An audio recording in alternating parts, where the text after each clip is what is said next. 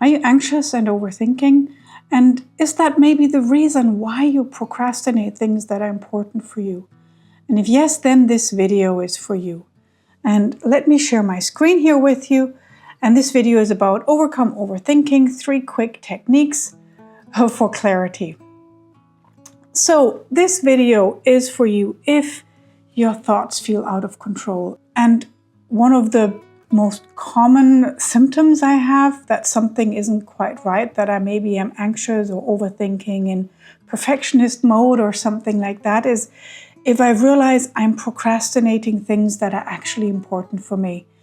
And so I use procrastination as a tool where I realize that, hey, something isn't quite right and I need to do something to reduce my stress and to reduce my anxiety. So if this is you, then this video is also for you.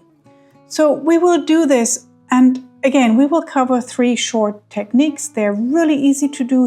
The way I like to work is I like to give you some of the science, apart from telling you how it works, is why it works and what it does to you, and obviously then how to do it. Hi, I'm Gwen and I am a chronic procrastinator. When we moved to Germany 1.5 years ago, I found a notebook from 2017 where I had listed the exact same goals that I had for 2024. And mind you, I have a degree in applied neuroscience, so it weren't academic things that I was procrastinating, but building an online business. And this is what I'm doing right now. So you see, I have overcome this procrastination. And creating video content lets my anxiety go through the roof, so it's not something that comes easy to me. So the first exercise that we'll do, the first of 3, is called finger tracing breathing. And what you do is you synchronize your breath with movement. And there is a whole lot of science on that, and I found that really exciting when I started to research different techniques that would help me to deal with this stress and anxiety, and that will prevent me from going into burnout again. So Buchholz, 1994, so it's quite old, and so it's not all just recent stuff that is exciting, but it's also some older research. So synchronizing breath with movement enhances relaxation and reduces stress. So that's exactly what we want, right? If we're overthinking and if we're anxious and if we're overstressed, we want to reduce the stress. And something very exciting here is that this whole self-regulated controlled breathing exercises significantly decrease anxiety and increase stress tolerance. So if we use it now, it is not just now for this moment, but it'll always also help us later that we have more tolerance for stress. And we live in modern times, so there are so many stressors that we need to deal with on a daily level. If you would like to do a stress test, I have a video and I will link it below where you can do a stress test. It'll take you like 5 minutes, and I think this is a very, very useful tool to deal with the modern life we have. So there's a link below for my stress test video. Okay, so before we start with the exercises, and that is me having been a therapist for so many years, is just take a moment, close your eyes, and you're probably watching this video because you're dealing with some form of negative emotion. So just close your eyes for a second and just notice that emotion that you're dealing with. And then on a scale from 0 to 10, how strong is it? So 0 is like it doesn't bother you at all, and 10 is you can barely deal with it. Okay, now hold on to that number and just take the first one that comes. So whatever number you are, so if you're a 7, then just go inside and just turn it up to an 8. And if you're a 5, up to 6, and just make it a little stronger, because the stronger the emotion is that we can deal with now and we practice it together, the easier it'll be for you once you're out there and you want to do it by yourself. Okay, so finger tracing breathing. What you do is you'll take your hand and you take your other finger and you slowly trace the outline of your hand. And you do it, and we'll do it together in a second, and we'll do it slowly, deliberately. And when you breathe in, you go up, you hold it here for a second, and then you breathe out. Hold it for a second, breathe in, and breathe out. And we'll do that in a second together. So I hold my hand here, and with my finger, I trace. And so I breathe in slowly. So we start, breathe in slowly.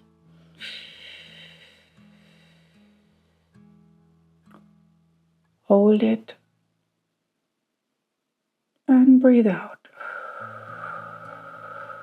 And do it at your own speed, but slowly till your lungs are all empty. Hold it. Breathe in.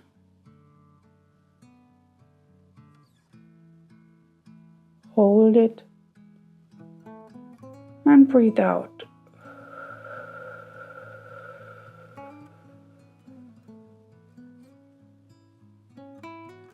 Hold it.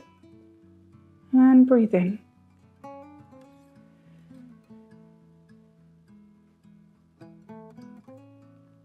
Hold it. And breathe out.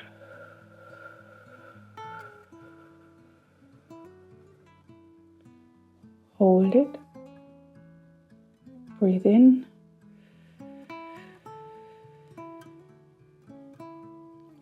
Hold it. And breathe out.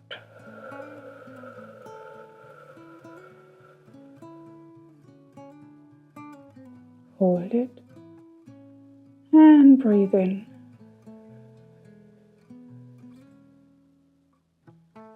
Hold it. And breathe out.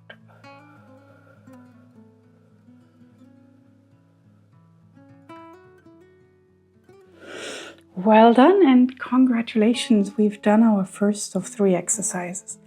Let's go on to the next one. The next one is the butterfly hug, and I really like that one too.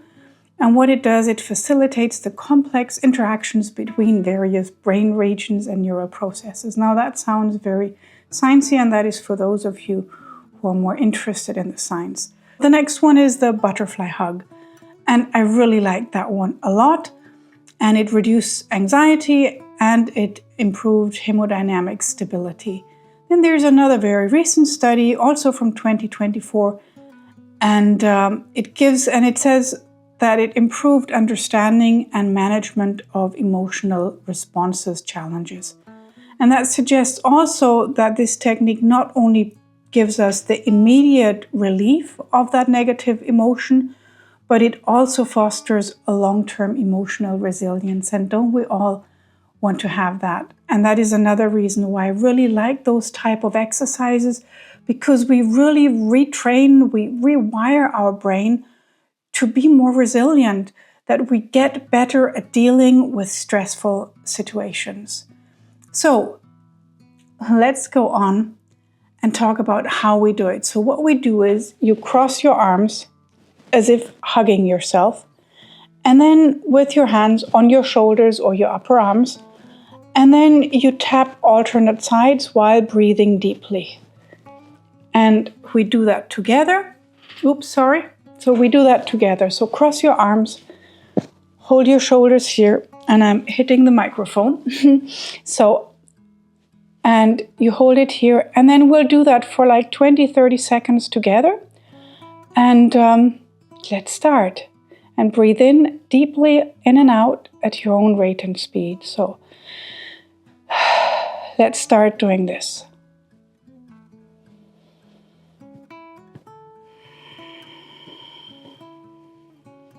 And if you can, just close your eyes as you do this exercise.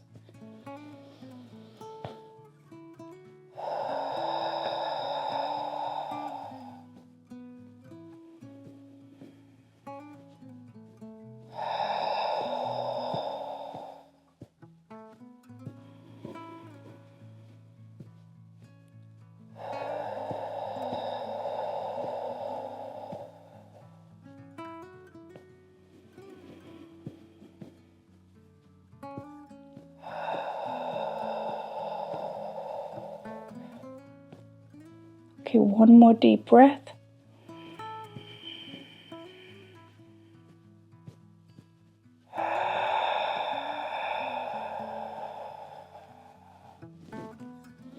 And you could end it by just pressing a little bit into your hands and giving yourself a nice hug. Well done.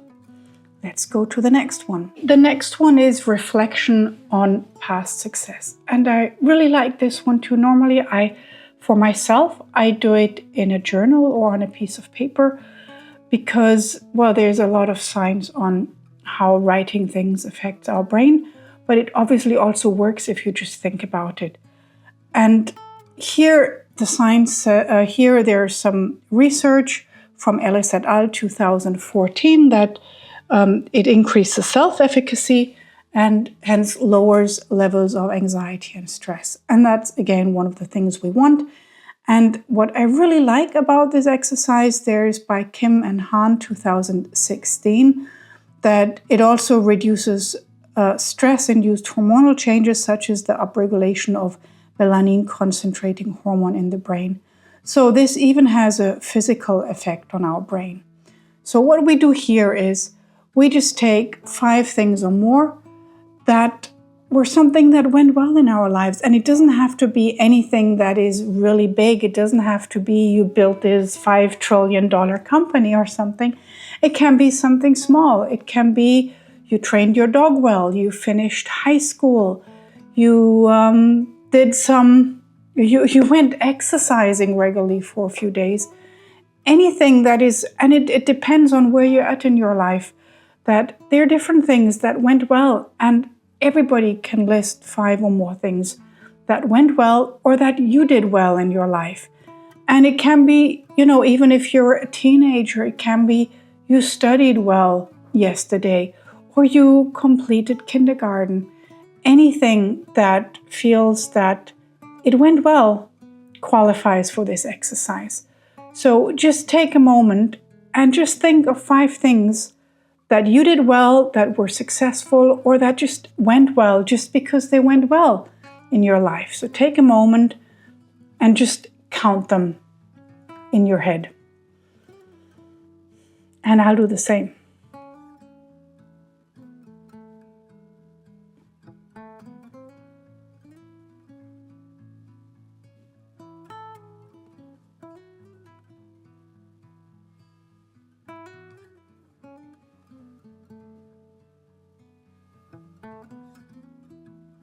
Okay, so if you need more time for this or if you want to list more, you can do that after the video. But what we do now is we go again to just close your eyes for a second and just feel inside on a scale from 0 to 10. Where are you still with this negative emotion? So for me, before we started, recording videos is still super stressful for me, so I was at a very good 7 and I notched it up to an 8. But now after doing the exercises, I'm down to like something between a 1 and a 2. So doing those exercises has really calmed me. I hope it helped you too. If you like this type of content, please like, share, and subscribe. And there are more videos that you can watch, similar type of content, how to deal with procrastination. I have this quite long masterclass where I take you through my entire framework to overcome procrastination and to set goals so that you actually work towards them. If you're interested, you can find that video right here. Thank you so much again and see you in the next video. Bye!